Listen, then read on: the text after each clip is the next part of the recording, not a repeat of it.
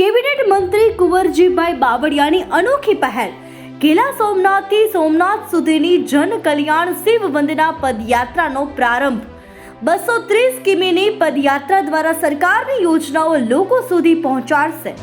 કૌશલ્ય વિકાસ અને રોજગાર ગ્રામ વિકાસ મંત્રી કુંવરજીભાઈ બાવળિયાએ આજે વહેલી સવારે જસદણના સુપ્રસિદ્ધ ગેલા સોમનાથ મંદિરેથી જન કલ્યાણ શિવ વંદના પદયાત્રાનો પ્રારંભ કરાવ્યો છે।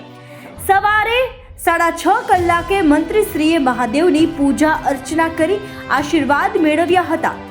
આ પદયાત્રા ગીરા સોમનાથથી શરૂ થઈ વેરાવળ સોમનાથ સુધી જશે। આ યાત્રામાં જસદણ અને વિછિયા પંથકના ભારતીય જનતા પાર્ટીના આગેવાનો તેમજ વિવિધ સમાજના અગ્રણીઓ મોટી સંખ્યામાં જોડાયા છે। આ યાત્રાનો મુખ્ય ઉદ્દેશ્ય રાજ્ય અને રાષ્ટ્રની સુખાકારી, સમૃદ્ધિ અને સામાજિક સમરસતા સ્થાપવાનો છે। ગેલા સોમનાથ મહાદેવના દર્શન કરી પૂજા અર્ચના કરી અહીંયા ગેલા સોમનાથથી સોમનાથ પાટણ સુધીની 230 કિલોમીટરની આ પદયાત્રા લોકોના કલ્યાણ અને સુખાકારી માટે આવતા દિવસોમાં આ વિસ્તાર ગુજરાત અને રાષ્ટ્ર સમૃદ્ધ બને, સૌની સુખાકારી માટે એક સમરસતાના ઉદાહરણ સાથે આ પદયાત્રાની શરૂઆત કરી છે। 7 દિવસ સુધી આ પદયાત્રા ચાલશે। અમારો મુખ્ય ઉદ્દેશ્ય લોક કલ્યાણ અને રાષ્ટ્રનું કલ્યાણ છે। રસ્તામાં આવતા લાભાર્થીઓને સરકારની વિવિધ યોજનાઓની માહિતી અને જાણકારી પણ મળી રહે તેવો અમારો હેતુ છે। ઉલ્લેખનીય છે કે 7 દિવસ સુધી ચાલનારી આ 230 કિલોમીટરની પદયાત્રા દરમિયાન મંત્રીશ્રી રસ્તામાં આવતા ગામોમાં રોકાણ કરશે અને રાજ્ય તેમજ કેન્દ્ર સરકારની વિવિધ કલ્યાણકારી યોજનાઓની માહિતી વંચિત લોકો સુધી પહોંચાડશે। ગેલા સોમનાથ મહાદેવના દર્શન કરી પૂજા અર્ચના કરી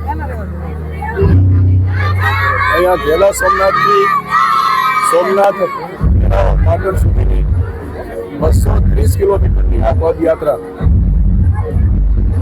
લોકોના કલ્યાણ, લોકોની સુખાકારી માટે આવતા દિવસમાં આ વિસ્તાર જસદણ વિસ્તાર ગુજરાત અને રાષ્ટ્ર સમૃદ્ધ બને, સૌની સુખાકારી માટે એક સમરસતાના ઉદાહરણ સાથે ધર્મની ભાવનાથી શ્રદ્ધા, વિશ્વાસ અને જે લોક કલ્યાણનું કામ થઈ રહ્યું છે એના સમર્થનમાં આજે આ પદયાત્રાની અહીંથી શરૂઆત કરી છે।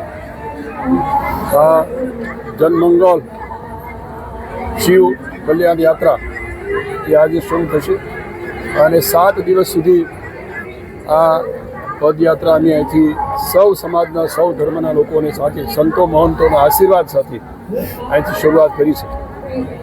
અમારો મુખ્ય ઉદ્દેશ લોક કલ્યાણ, રાષ્ટ્રનું કલ્યાણ અને ભવિષ્યમાં આ વિસ્તાર રાજ્ય અને રાષ્ટ્ર સમૃદ્ધ બને એવા ઉદ્દેશ સાથેનો રાજ્ય સરકાર અને ભારત સરકારની વિવિધ યોજનાઓ જે છે એ યોજનાઓ પણ રસ્તામાં આવતા લાભાર્થીઓને મળી યોજનાઓની માહિતી, જાણકારી અને જે લોકો ક્યાંક વંચિત રહ્યા એવા લોકોને પણ રાજ્ય સરકારની, ભારત સરકારની યોજનાઓનો લાભ મળે આવા ઉદ્દેશ સાથે આ પદયાત્રાની શરૂઆત કરી છે।